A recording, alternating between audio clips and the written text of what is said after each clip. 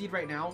He's been performing well out of state. He's been performing consistently in state. Matchups where he was struggling against, like Hindsight, he's been beating him of late. And this is all with Incineroar. Bottom 5. Nope.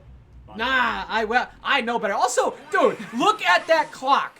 Look. All right, hold up. I just gotta zoom in. Y'all see that? Thank you. This man is literally out here looking like Flavor Flav with the giant clock on his neck. I love it. Dripped out.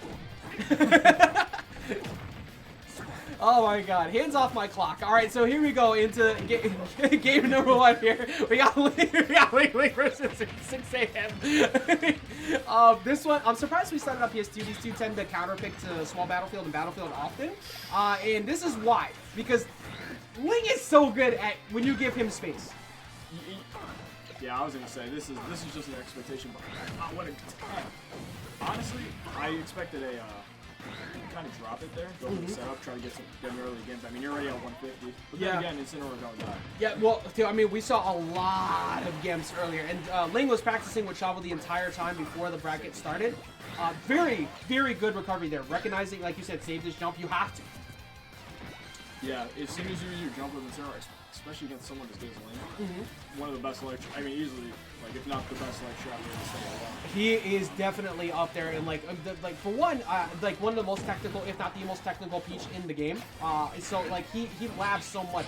He teaches other Peaches like a lot of what they can do to get combo extensions. Now, even if he doesn't have the best results among them all, you have to respect everything on hit out of him. Well, watch out because Ling is literally going to everything in the next like 6 months. So I think people are gonna realize how much of a beast he actually is. And I'm hoping 6 does some traveling too because people need to see. Can confirm he is because he is going to glitch. That, you know what? In Ling traveling to the blast zone for free, and honestly, you know what? I'm a big fan of that. You know what? Even the game up here. True enough. And somebody was just saying in the chat, like, 6 a.m. is great at the mind games. He's really good at conditioning you in the bad jumps. But I don't know how he's making it by this. Yeah, you take that trade. You take that trade every single time. You're directly above him. You force him to go low, and then you go up. Very well played by Ling. Uh-oh. Oh, no.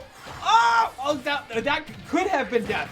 If he was able to get the last hit after that, that was game 1. That would have been interesting. But he hasn't had an opportunity. Wow. With the... Is that a Z drop?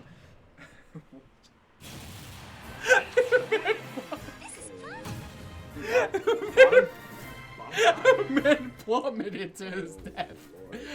Damn. I don't know what else to say about that. So you're right. He just plummeted. You know, and on a lot of that was like we were talking about how good Ling is, right? And like Ling just kept covering him off stage. I don't want to restart. Go away. Shoo shoo.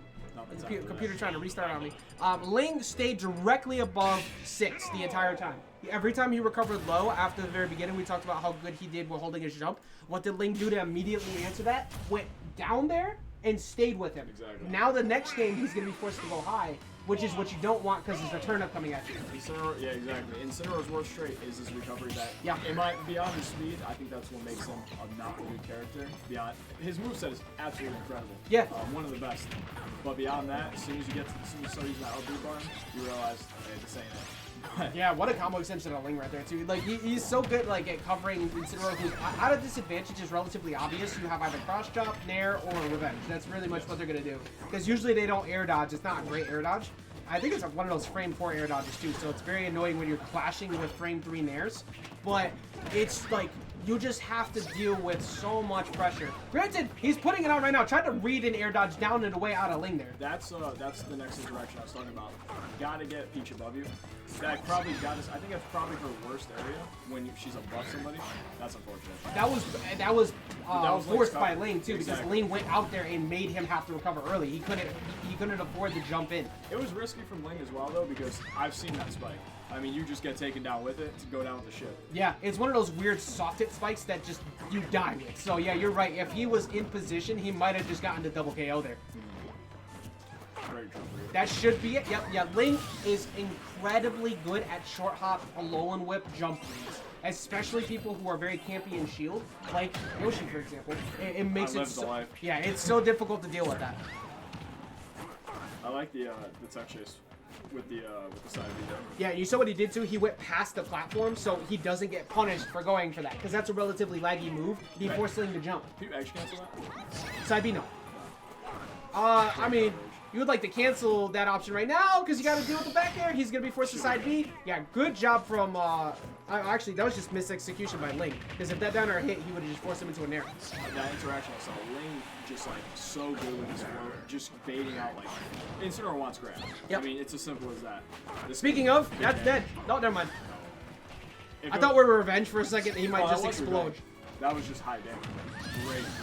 He was dead with extra steps. It was all planned options to follow. this is where Six kills it though. These high percent get all this extra credit.